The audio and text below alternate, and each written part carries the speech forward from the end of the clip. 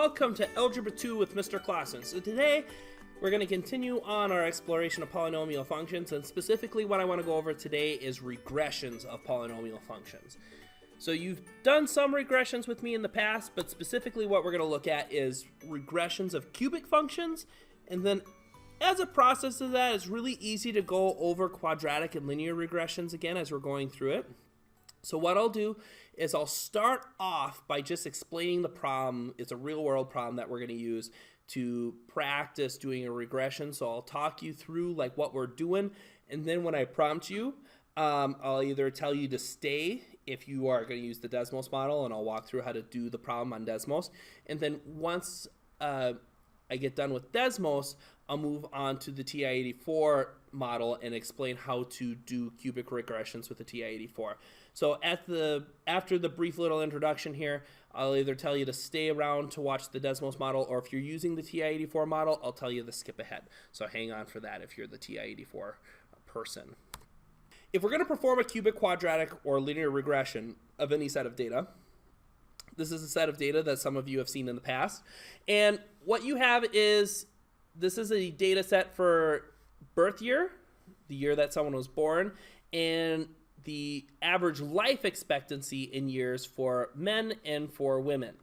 So what I'm going to do here is we're going to graph these out so that we can find a model and use that maybe for extrapolation and that type of thing. So what I'm going to do is, when I go and I put this into a calculator, keep in mind that at the year 1970, we're not going to plug 1970 in for x. What I'm going to do is a horizontal translation, and I'm going to set x equal to 0. All right, here to represent 1970. 1980 will be 10 years after 1970, 20, 30, 40. This will make your data set significantly cleaner and much easier to analyze, and it'll also give you regressions that are unbelievably easier to look at in terms of the numbers that you're looking at. So we'll go into Desmos and we'll set all these up. Take a minute to write all these down so that you can follow along with me, and we'll go through how to do this on Desmos. If you're using a TI-84, you can go to the table of contents that's located with this video on the YouTube page and skip ahead to that part now. All right, so let's look at the Desmos example here now. So if you got a chance to write down those variables on a separate sheet of paper, what we're going to do is I'm just going to walk you through how you actually do a regression in Desmos. So if you've done this before, this should be relatively quick and straightforward, but what you can do is that you can set up your table like this, and we can plot all the data values down. So I'm going to enter 0 in for 1970, 10 for 1980, 20, 30, 40, and that should be representing 2010, which is where this data caps off at. And then for Y1, I'm going to put the male's life expectancy in here. So we're going to go 67.1, 70.2, 71.7, 74.4,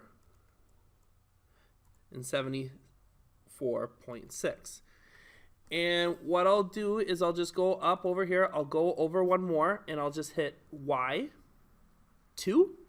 and that'll create a second column of data with that designation on it. And then what I'll do is this will represent the female life expectancy. So we'll go 74.6, 77.4, 78.9, 79.6, and 81.2. All right, so this is all of the data representing male and female life expectancies. So if we go over and we zoom out a little bit, what we should see here is that we have a couple sets of data, green for the men, purple for the women. And they're relatively similar. And what I'm going to do here is that if you're ever asked to like graph all three types of regressions, cubic, quadratic, and linear, what I'm going to suggest is that you actually start with the highest order first. And I'm going to show you why here in a minute. But if you're doing a normal cubic regression, what I would normally do is you go Y, and I'm going to put 1 to represent the male data. And the thing with Desmos that you have to do is you have to do the tilde, the approximate symbol here. And we're going to go, let's see, ax cubed. And we'll have to go 1 cubed, okay, because we're representing that for years, plus bx1 2, okay, so we're squaring that, cx1, oh, I forgot the plus sign in there, plus d. Okay, so if we stretch this out just a little bit here, what you'll notice is that you have a standard cubic formula here where A represents the cubic term, B represents the quadratic, C represents the linear, and D is the constant term. And what you're going to notice here is that we have an r squared of 0.9845, which is pretty good. And then you have all the parameters, all the coefficients labeled down here. So if we want to, we can go and we can actually write down this regression for the men. So for example, we can just go and we could write this out real quick. So if we're looking at, let's go and draw this out. So the men have a cubic function of y equals, and interpretation here, we'll go negative 0.123475, and this will be x cubed, and then we'll add, there's a lot of zeros here, 0.00121. And I generally don't like to get super crazy with my notation, even though I have to like 6 sig figs. I mean, we only have 3 in here, so I'm only going to keep 3 in there. I'm going to have to drop this down a little bit because I'm running out of space, but we'll go plus 0.2589. Let's just go 259 to round it to the correct number of sig figs, plus 67.19. I think that r squared value is important. The r squared value really tells you the goodness of fit. So we'll write that down as 0.9825. Now, if we go back to Desmos here, that's how you do the quadratic or cubic regression. We just found a cubic regression for the men.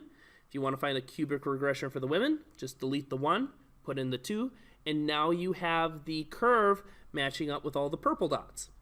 So we can go and we could write that down. So men and women. All right, and then this would be y is equal to, suppose we could use scientific notation, 1.8 times 10 to the negative 4 x cubed. Let's see, minus 1.33 times 10 to the negative 2. And then we'll add 0.403 to the x. Oh, and that should be x squared. Those are easy to forget. Don't forget those. And then plus 74.58. And then the r squared for the women are really good. 0.9992. Okay, so these are the cubic regressions for the men and the women in terms of this function. And if you're just doing a cubic regression, you want to write it down, this is the type of information that I think your teacher would be looking for, and it's the information I'm looking for. So if we are looking at these graphs, and let's say, for example, I want you to go and compare cubic, quadratic, and linear functions and see how they match up. Because one downside here is if we're comparing men and women, is if we look at the men, there's some limitations to the data here. I mean, we see by, about 115-ish years, men are going to be extinct. That's probably a limitation of our model. Maybe I'm just speaking on self-preservation for myself, but I don't think all men are going to be gone in 115 years. And it's probably not likely that if we flip to the female model here, it's probably not going to be that there's an infinite number of women in 100 years. Again, I might be speaking from self-preservation, but there's sometimes there's limits to the model, even though the R-squared values are really good. And so if we want to look at other models, all we need to do is we need to go here and we just delete the cubic term. And if we delete the cubic term, hey, you now get this new parabola. And again, this probably isn't realistic that all women are going to be gone in 242 years. And men being gone in 200 years, there's probably some extrapolation that you can't do this entirely with. But one thing that is worth mentioning is that all you need to do is delete that leading term, and then you will see that you get your new terms. Just B is your quadratic still, C is your linear, D is your constant, and you can go and compare these R-squared values. And you'll see that the R-squared values, and this is pretty common, are better for the higher order functions than they are for the lower order function, but it usually depends on the function that you're looking at. So this is a way, again, that you can go and you can look at these different functions and compare their regressions. Okay, so if you were asked to write those down, you could write those down. And again, if you want to go look at the linear function now, which is probably a little more realistic, I don't know, people aren't going to live forever, but I tend to think that as medical advances occur and those type of things, that people's life expectancy will get a little bit longer. But you'll see that the R-squared value goes down to 0.95 for the women in this case when we make it a linear regression, and then you see that the C is the linear term, D is the constant term, and then men a little bit lower as far as the R-squared value, but that's still a decent fit. I mean, anytime you're in 0.9, it's pretty good. When you're in 0.95, I feel like you have some relevance, and when you have multiple nines, like 3 nines, that's really good. And by 3 nines, I mean 0.999. So when you're looking at this is just a really quick, easy way to go and compare different types of regressions and get all that information really quickly. So with that, I'm going to switch over to the TI-84 method and explain how you can find these exact same numbers using a TI-84. All right, so now that I have you here, we're going to walk through how to do the problem that I just described in terms of life expectancy for men and women, but with a TI-84 plus calculator. So the first thing that we're going to do here in terms of actually putting this in is if you got a chance to write down the data, we're going to hit stat here, and we're going to go to edit. So you can hit enter or 1, and then you have your list 1, list 2, and list 3. And what I'm going to do is I'm going to put the values in list 1 as my x value. So remember that 1970 was 0, so we'll hit 0 and enter, and then we'll plug 10 in for 1980. We'll do 1990.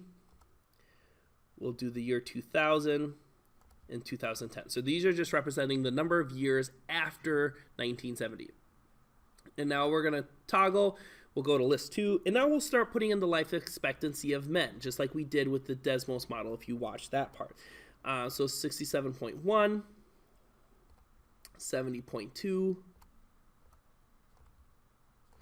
we'll go 71.7, we'll go 74.4, and 74.6. Toggle over, and now we'll do female life expectancy. We'll do 74.6, 77.4, 78.9, 79.6, and 81.2. All right, so this just gets our data into the tables in terms of being able to analyze this. So now once you get done with this, I like to just hit second in mode for quit, and it's going to store it there. And now what I'm going to do is I'm going to go back to stat, and I'm going to toggle over from edit to calc. And then you've done linear regressions with me before. You've done quadratic regressions. So now we're just going to go to cubic regression. And you'll see there's quadratic regressions here as well. But we'll do a cubic regression. And what I'm going to do is I'm just going to hit enter. It's going to ask me X list and Y list. So L1, remember, was years. L2 was male life expectancy. So we're just going to leave that as is. And we're going to calculate. And this is what we're going to get. Negative 7.5, 10 to the 5th. It puts it in standard cubic function notation. And you'll see these given values. And what that's just going to mean is, actually, if we go back and we look at what we found previously with Desmos, you will see that this is the exact same equation as we got for Desmos. So you'll just see everything that's crashed through. And the only thing we don't have here is I don't see a r-squared value. And if that occurs, that's all right.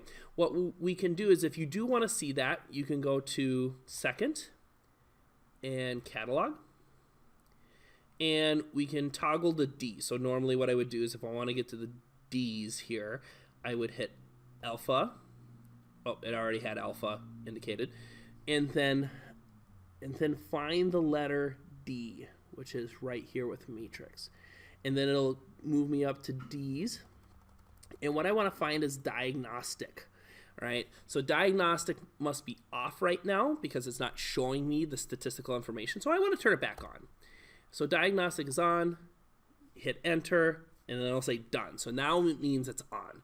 If you don't do that, some calculators it won't actually do it. So now let's go back to stat, go back to calc, go back to cubic regression, and now when we go and we calculate, boom, you get your r-squared value. So that's all you need to do if you don't get the r-squared value, is just turn your diagnostic setting on.